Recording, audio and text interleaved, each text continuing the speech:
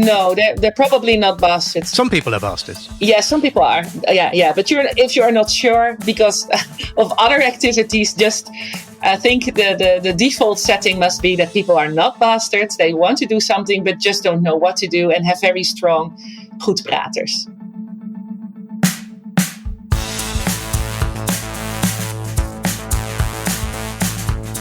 Right, hello, good. Welcome to Your Brain on Climate, and this time we are going to be talking about the bystander effect. We're going to be talking about that thing that you do, and don't tell me you don't do it, because you do, because you're a bastard, and I'm a bastard, and we're all bastards. And the thing that you do is you see someone needing your help, and you don't always rush to help them, do you? You will help them if they're literally in front of you going, "Oi, you, help me." Then you'll probably try and help them, maybe. But you know that thing when you're dashing through a tube station and there's someone with a heavy bag and they can't get it up the stairs? How often do you help them? That's the question. I don't think it's as often as you would like in your ideal world. And that is because of our brains. And how we react in that situation, according to today's guest, can tell us an awful lot about how we react or don't to climate change. Joining me, Dave, hello, on this episode of Your Brain on Climate is Gerdien de Vries, I think I've done that right, who is an Associate Professor at the Faculty of Technology, Policy and Management at TU Delft in the Netherlands.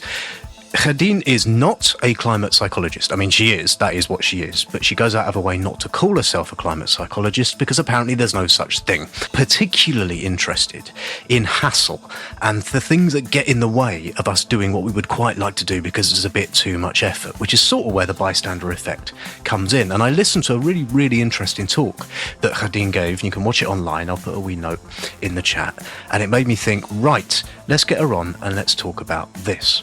So we're going to talk about this thing called the bystander effect, just standing by and not doing anything when you should probably help. And what's going to happen as I talk to Gerdien is you're going to hear this noise, and that noise means wisdom. I think it might only happen once in this episode, maybe twice. Anyway, that noise means wisdom, and it means you should refer to the show notes, because in the show notes I will put more information, and then you can be clever in your own time. Thank you to everyone who sponsors me on Patreon to help with the running costs of this show. I pay my guests, that's important to me. I think if you're going to take people's time, you should blink them, I'll give them some cash. And I couldn't do that without your help. So please do join them at wobblywobblywobbly.patreon.com/yourbrainonclimate. And do spread the word if you can't or won't do that. Tell your mates, give us a review. Let's get this up the charts. Yes? Yes. Right, okay, on with it. And the first thing we talk about is me, poor, sad, pathetic me, who doesn't help people as much as they should. Oh, boo-hoo. Your brain on climate.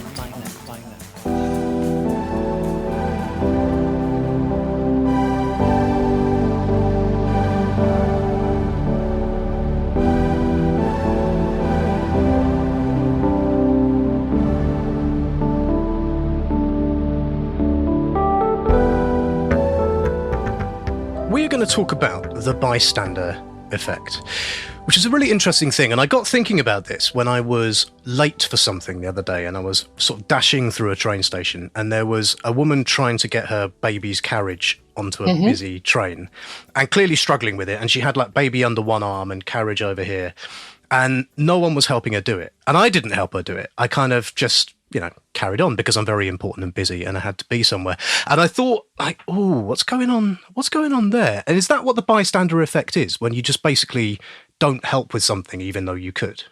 Well, the bystander effect is that there are situations that when you were alone, you would help. But because of the fact that there are more people, you don't help. So that's basically the principle of the bystander effect. So that's also the thing that is being researched in multiple occasions. That they do experiments with a certain situation in which people think they are alone or they're actually alone, and the same situations where they are not alone or think they are not alone. It's true, right? I definitely would have helped if I was by myself. And I didn't because I thought someone else has got that. It's all right. I can deal with it. And can you explain a bit about, there's this famous murder, wasn't there, was it in the 1960s? That was when people started to kind of go, ooh, that's a thing. Tell us a bit about that. That's the classic story. I don't know if I pronounce her name right. Kitty Vries. I think an Italian name, Genovese, maybe probably that.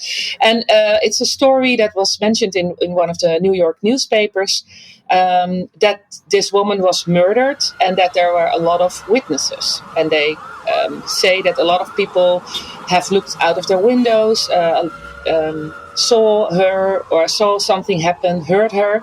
And actually the story tells that she was able to escape, a person that attacked her. So the kitty was able to escape. But then the attacker came back, and it would have been possible maybe that she would have been saved or helped if people would help her and not stood by. So actually, the story is really contested later. There are books and articles about it that say, okay, that was not completely true. The news article says there were 38 witnesses, but that's way too much. And also not everybody was onlooking. So that's the original story. And one of the first scientific articles writing about the bystander effect uses this like an illustration. So I actually think that that's the reason why the story became so popular, because the researchers used it, and probably they also didn't mean to blow it up like it blew up, and also that it's being contested later on. But whether the story is true or not, so the Getty Genovese story, the bystander effect itself is tested and is shown to be real later on. I'm just while you're talking, I'm thinking of all of the ways every single day when I see this happening. Like there is a person who asks for money outside my local supermarket, right? And I do just sort of some days just go past them, don't even acknowledge that they're there. But like, I'm sure that if we were the only two people alive and they were asking for my help, it would be a slightly different relationship. And we all kind of do that sort of thing, don't we? We ignore people who need our help because we think someone else has got it. And even in that moment, I kind of think to myself, well, how do I know that somebody else has got it? But yet I still just kind of hasten on anyway, right? This happens all the time. Yeah, and you can... So the idea is that in every situation, like an emergency, if someone needs your help, there is a kind of conflict because you can find it scary or you're not sure what to do or whatever. But that conflict, you cannot really fight it if you are alone, because your guilt and shame would be too high if you don't do anything. And also maybe your compassion or whatever. But in the moment that there are other people present, your brain can actually fool you and say, okay, maybe we can keep the conflict as it is because there are other people that will probably solve it. So there are a lot of ways that your brain does irrational things, as it's often called, but actually it's really functional because it also helps you through the day, because otherwise you will be helping everybody all day. And this is one of the arguments that you hear, like, why don't people give more money to people asking for money on the streets? And one of the arguments you'll hear is, oh, well, you can't help everybody. You know, you can't, and that's sort of true, isn't it? Like, I can't, there are, I think, 4 or 5 people in my local area who ask for money, who I see all the time.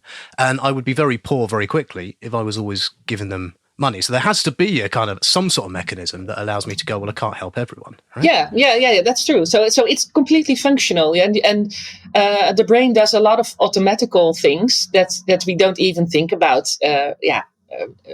Consciously, because what I said, if you would think about every decision in your life constantly, even this traffic light turns from red to green, that means that I have to go.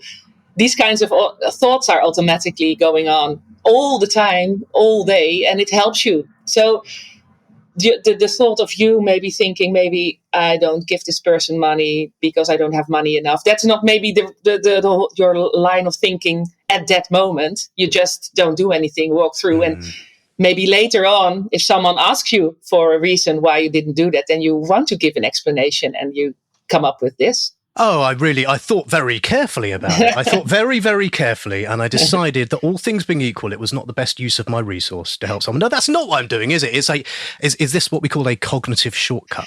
Is that what we're doing? Yeah. So the tension that you feel in your brain, if you think you should be doing something, but you actually don't do it, that's cognitive dissonance. So there's a tension, and the the thing you want to do or think you should do is not in line with what you do. So, for instance, also we see that with people who smoke. They know it's bad. They might actually also have a negative attitude towards smoking, but the habit is too strong. So what you're going to do is make the tension go away, and you want to have this cognitive dissonance going away. So what you do is try to either adjust your behavior or adjust your thoughts about it. And then, for instance, with smoking, a lot of people come up with excuses like, okay, my grandmother smoked until she was 99 and then nothing happened. So this probably is okay for me too. But that's, of course, in Dutch, I would call this a goed prater, which means it's wow. it's something that is a line in your head that suits your guilt or whatever. Yeah.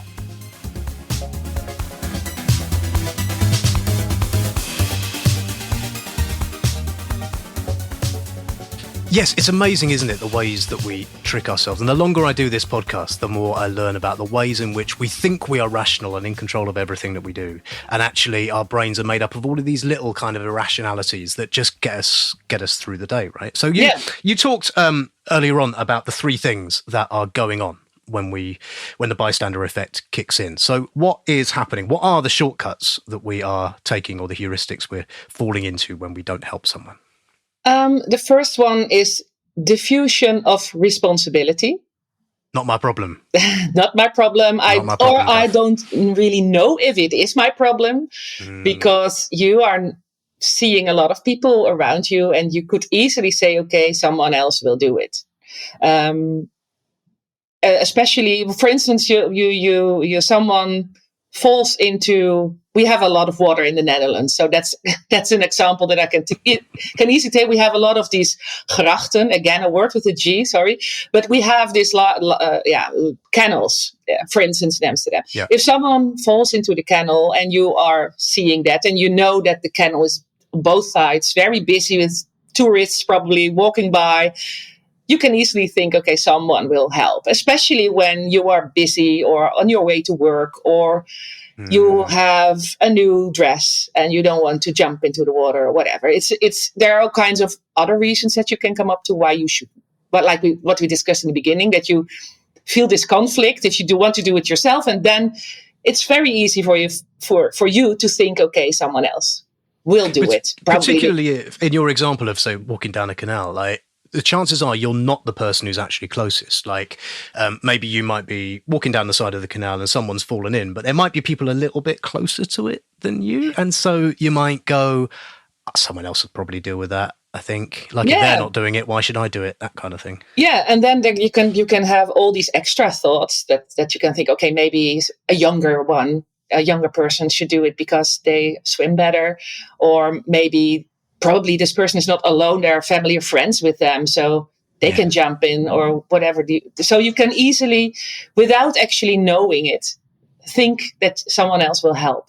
And there's some scientific research being done on that, on like experiments that people thought there were other people that could help in a crisis situation, but which was not actually true. So it's all about the perception of a diffusion of responsibility. So if you have the feeling that you're not alone. So that's the first heuristic that can kick in. And actually, when I give this example to students or whatever, we also say it's always already going towards a solution. But when you drop into a canal, you always have to shout to someone, in particular, that they need to help you. Right. Remember this, listeners. If you fall into a canal, don't just go help. Go, oi, you over there. With help. The nice new dress with the flowers. You older woman. Yes, you. Yes, you. Yes, I can see you're not looking at me. I'm drowning. Help. Yeah, you take responsibility. Otherwise, you feel ashamed and guilty. Yeah. So but we can come probably to that later, how to deal with the bystander effect. But this is a free tip to the listeners. Yes. Hang on, Alan. I am on my way. Well, snap to it. I am. Very good. When you're in a crisis, single someone else out. Okay, good. Yes. Next, we've got, and this is the thing, because when I was, I don't know, again, walking down the train platform and there was a woman helping and she had all this stuff, like there's a little bit of me goes, I'm going to look really silly if I get this wrong and I try and help. Or maybe she doesn't need my help and I'll try and help her and she'll tell me to kind of bugger off. And that would be really embarrassing. So there's a thing sometimes about like not really knowing like, how it's going to go when I help, right? Yeah. And the term for that is evaluation apprehension. I think I always forget the English word. Apprehension. It's apprehension. Yes, it's also a difficult word to pronounce for me. So it's indeed the easier way to discuss this is that you feel stupid, that you don't know for sure what is happening, and if we go back to the example of the canal. There might be like a student prank or whatever in Amsterdam, and a student just jumped into the canal to look tough for his friends.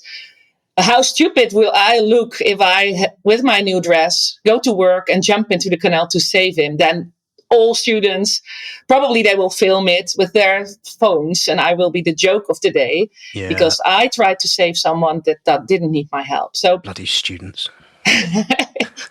Yeah. Or more charitably, maybe you do jump in and you go and help, but by the time you get halfway there, they're actually all right and they've managed to save themselves, and then you've just kind of got yourself all wet for no reason and feel a bit silly about it. Yeah. So that could be a reason to delay your action, for instance. So it might in the end that you really understand that there is a crisis situation, but this evaluation apprehension will take some time for you to really see, okay, what's happening. I can give another example. What happened to me a few years ago when I was a lot of years ago when I was a student. I was in a classroom with a lot of other students, and we were, I think, on our 5th or 6th floor of the university, and then the fire alarm went off, and nobody did something because everybody was thinking, okay, this must be like a fire exercise or whatever. Right. It's probably not real. We don't hear any panicking voice. We don't smell fire. But actually, I think it was a psychology class. So in the end, someone mentioned, okay, don't be silly. We know what to do. It's don't have the bystander effect kicking in. Let's just go.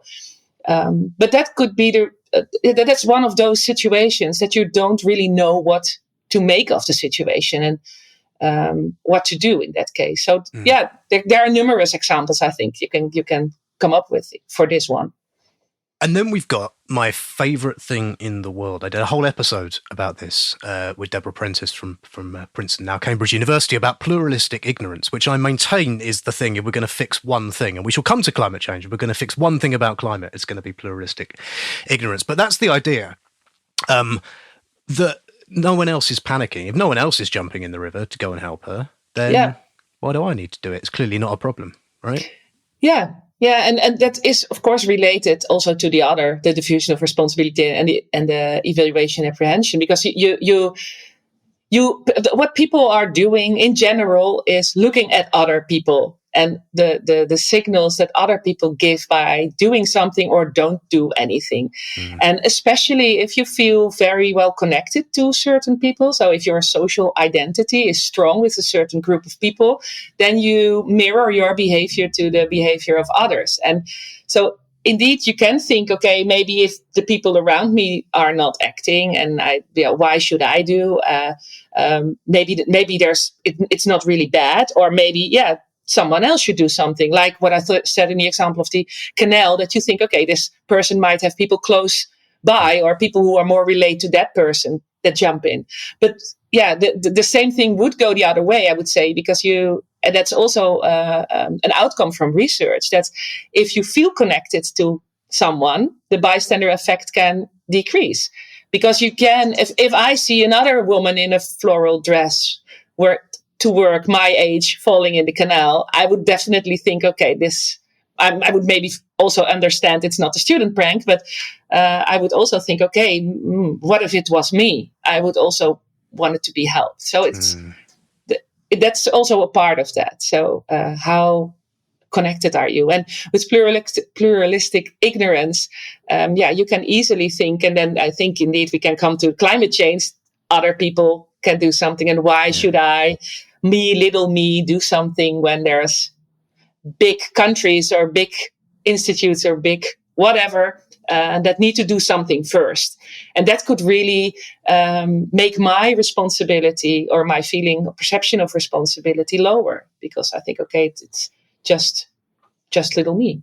And an important thing, before we talk about climate, the important thing, one, I think should clarify, it's not that if you don't jump into a river to save someone, into a canal to save someone, it's not that you are a horrible person per se. And I think it's been really tempting sometimes, can't it, to look at examples like this and go, oh, people are such bastards and people don't help people. And that's not quite what's going on. It's more that we just, our brains have not processed the idea that this is a thing we need to help with. If we did, we would jump into action. And so the idea is what needs to happen is that we need to think it's our problem and that we can do something and that we need to act. And then we will act, right? But it's not that we are evil. No, not at all. No. In that very first publication, the authors, I think it's in 68 or whatever, the authors of the article that started with the example of Gigi Genovese, it's one of their statements. They say some people think that people don't act because we are bad and horrible psychopaths, or that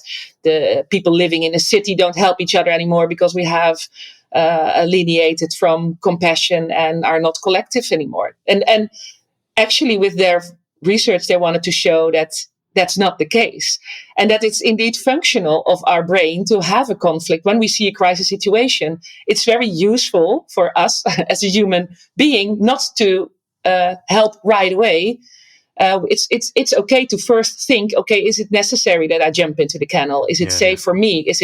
So it's good to have this kind of a reflection on it. But as I said, the conflict is okay. When you are alone, you can easily overcome the conflict because you think, okay, I have to react soon. So I have to help. So in that case, the bystander effect is a kind of an irrationality, because you could say, okay, why not help when I'm alone with others? Because you can also say, okay, together we're stronger. If we all say we help, we can manage, and we can, So there are examples, by the way, especially also examples like this. Or I saw an example from people skating on the ice, and someone fell into a hole, bak in Dutch. I'm not sure what the name is. And then people were collectively making like a chain of human beings over the ice to help someone else. But then, you need to overcome that conflict and to overcome all the irrational brain goedpraters. Yeah.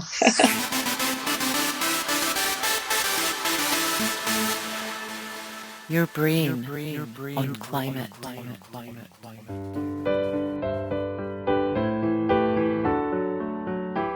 Right, hello, Dave here, and I'm just interjecting to make sure we have been keeping up. Now, thing number one about the bystander effect is personal responsibility, or lack thereof. We don't think it's our problem, gov, so we don't help. Thing number two is the ability to actually do something useful. We might not think we can help, we might worry we make a tit of ourselves, something like that. So the ability to have agency. And the third thing is a sense that we should, an imperative, probably coming from other people, panicking or telling us we should do something or wibbling their hands in the air in general. So those three things are what Gerdien said underpin bystander effect, the bystander effect up until now. And so, right, good, this is a podcast about climate change. So let's see how much of that makes sense about climate change. Because you know what? If you're keeping up and you know what this podcast is about by now, I think you might be seeing some links.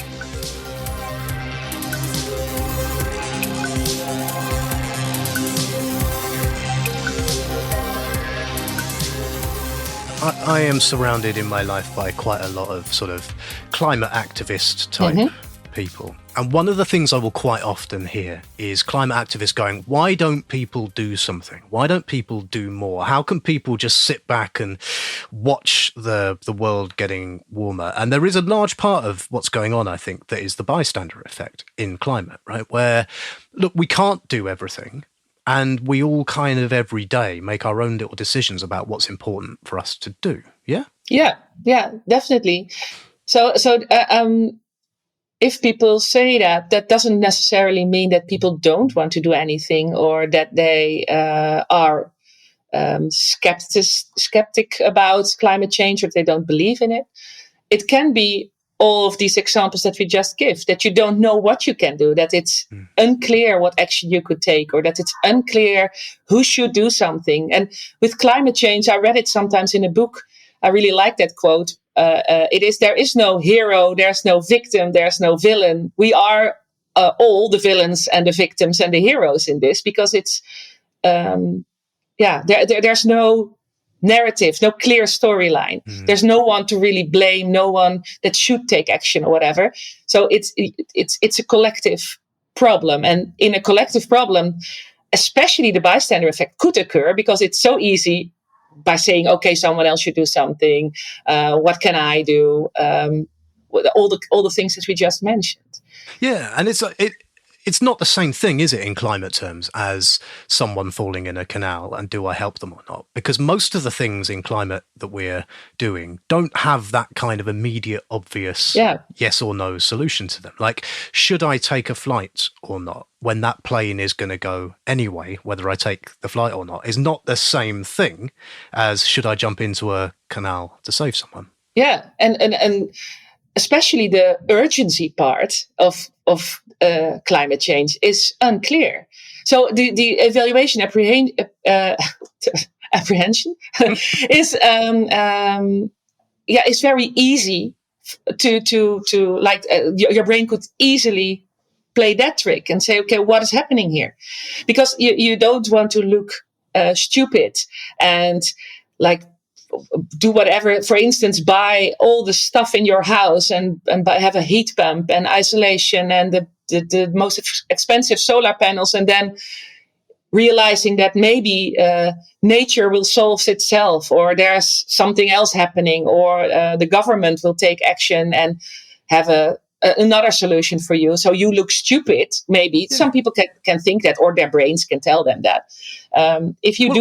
Or you've made a sacrifice. I mean, this is the other thing, right? That if I'm going to jump into a canal and fish someone out, I'm going to have to get wet, and I'm going to have to maybe ruin my new shoes, and I'll be late for work. And it's not dissimilar. If I'm going to put a heat pump in my house right now, I have to find more money for that. And I have to get someone to come around and drill new holes in a wall and all this sort of thing. So there are a lot of reasons, on the face of it at least, to go, well, I need to be sure that's worth it.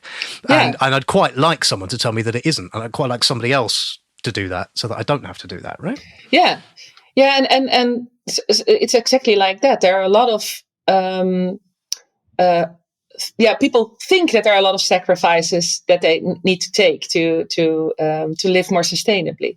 So it's not always true, but let's assume these are the perceptions. So these are the ideas of people, and indeed some actions take money, but also there are people who want to take more extreme measures. For instance, decide not to have children anymore, or that's maybe the most extreme one. But you can also decide not to take any flights anymore, or don't use a car anymore. Exactly, drive. Yeah. And these are also things that people who decide to do that also feel that they have to justify towards their neighbors or family or whatever. So you need to be very sure then that you evaluate the problem right. So that's I think happening with a lot of people. They think, okay, you hear that all the time. It's not that bad, isn't it? Or nature will restore itself, or we will probably have a technical solution in a couple of years. So why do I need to do then something now? So, and even if people don't really understand how bad it is, and they can shield themselves maybe also for that information, then you can easily have that bystander lifestyle. We're not that huge a contributor of, greenhouse gases for climate change. So I don't know. Is it really worth investing all that money for the minor impact we will make when other countries which have far huger impacts? So let's think about with the bystander effect and the three areas that you talked about what's going on. So the first, and let's think about how we might fix that if we want to help people feel that they can do something more about climate, right? So the first one is the idea of responsibility. So it is my responsibility to do something here. I should not take that flight. I should not do another thing. So how is that important, do you think, for climate change, to get people to feel a sense of personal responsibility? Is that a critical thing there? Yeah, definitely. And that's what we find all over again in all types of research, that this personal relevance or sense of urgency should be clear for people to take action. So even people who maybe experience climate change consequences, like not close by, but a little bit further off, but can identify with the people who suffered from that, then it already comes closer. But in the past, it often, if we look at where we are in the western part of the world, we could easily think, okay, maybe that happens, like we have some flooding somewhere far, far away.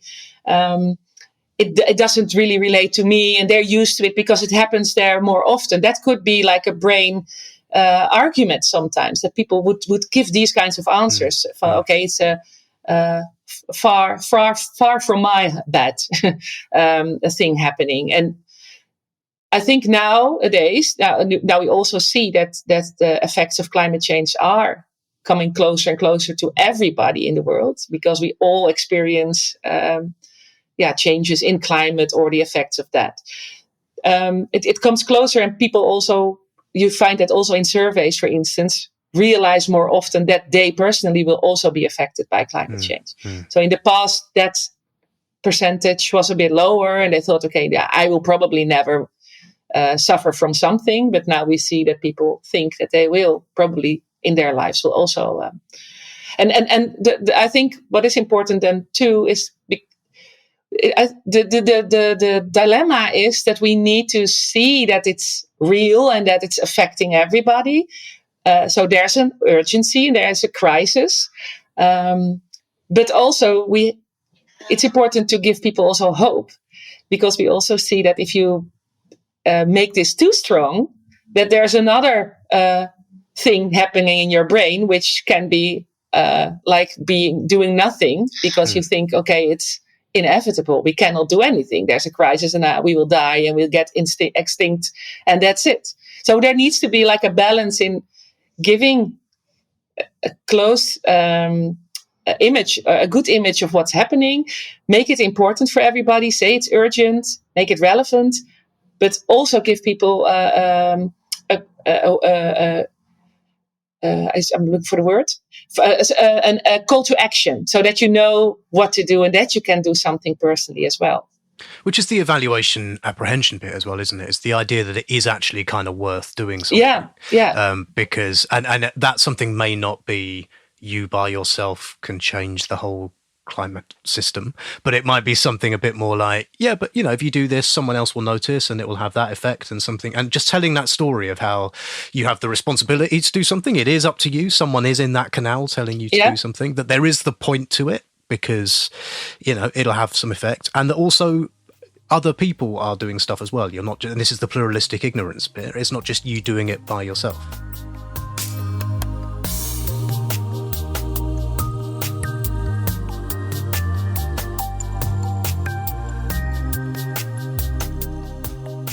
There are a lot of people who actually do think this is really important and do take action and do feel responsibility already. And it's one of the things gives me optimism, is seeing more and more people kind of doing that.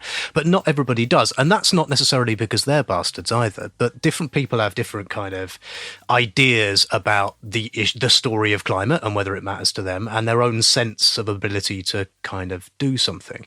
And often I think in sort of climate campaigning or climate communications, it's just assumed that everybody is the same and will act if they get the right information. But it kind of points, I think, to needing to understand people come at this from very different kind of angles and stories, right?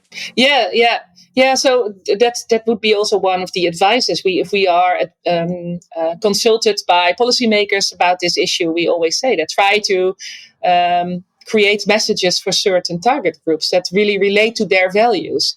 And in Groningen, in the north of the Netherlands, there's also an environmental psychology group that really does research on values. And you can imagine that if, for instance, you don't have a lot of money and you struggle to get by every month and give your children food and have it comfortable in your home, that you don't have room to add another value and think maybe about climate change. And also, I was in a discussion once with a group of people, just regular people, talking about climate change.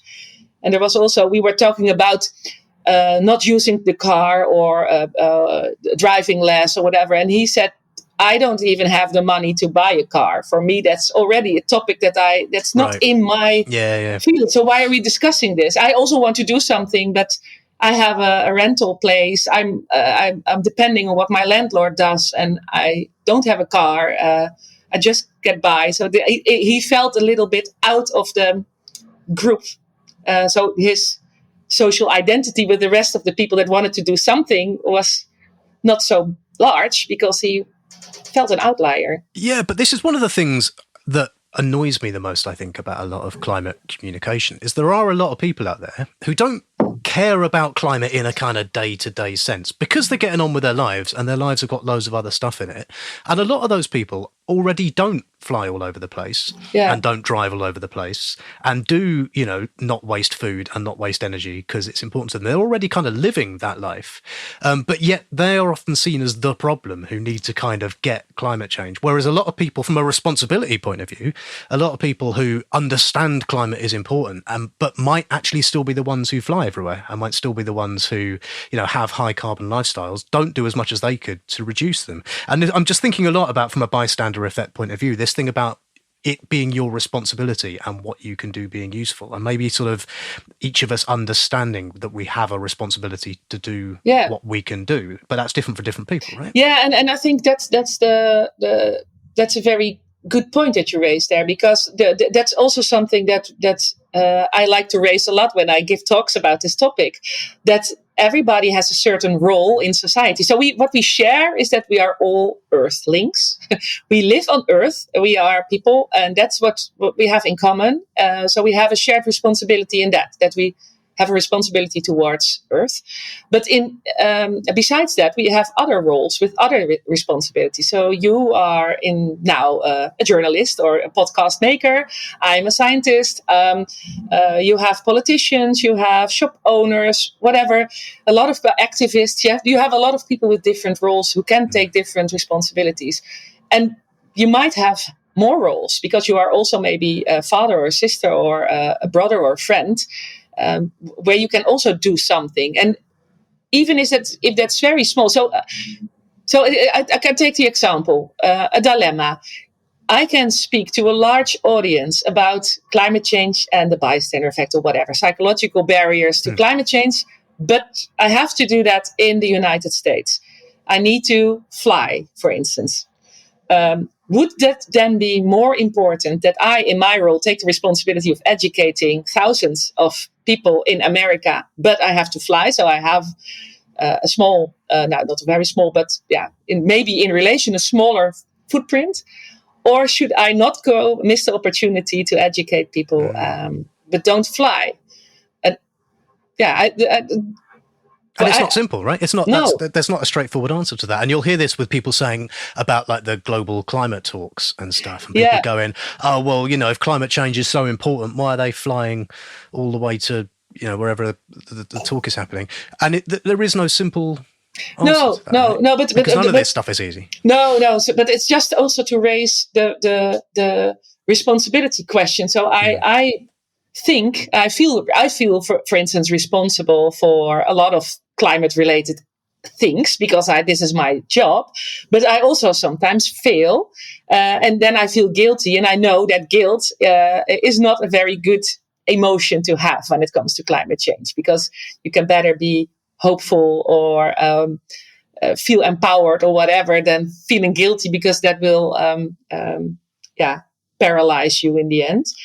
But I think it's important that a lot of people think about that, what they can do in their roles and for which small part or not they are responsible. So even if you decide you want to do something and you eat meat and you want to eat a less amount of days meat. That's also a solution. And then you also take maybe a kind of responsibility that you can do in your own personal world. But it's also then, I think, not always fair to compare in absolute terms of how green people are or not. You have to really see it in the whole situation and context of that person and the role of that person, I would say.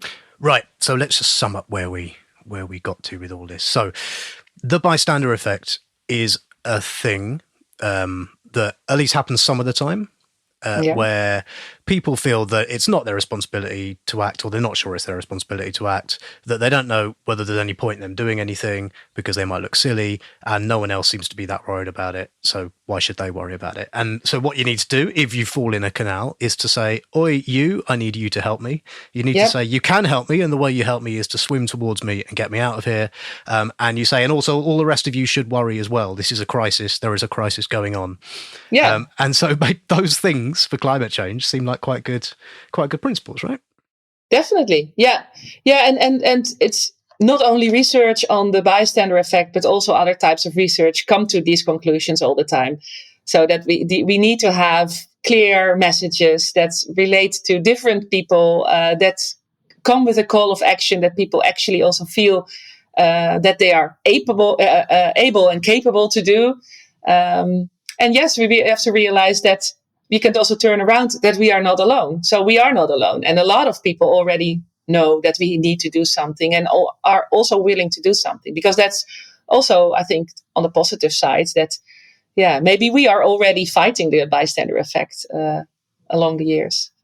And don't think that other people are bastards. No, they're probably not bastards. Some people are bastards. Yeah, some people are. Yeah. But if you're not sure because of other activities, I think the default setting must be that people are not bastards. They want to do something, but just don't know what to do and have very strong goedpraters. And don't want to get their suits wet. Yes, probably. Yeah.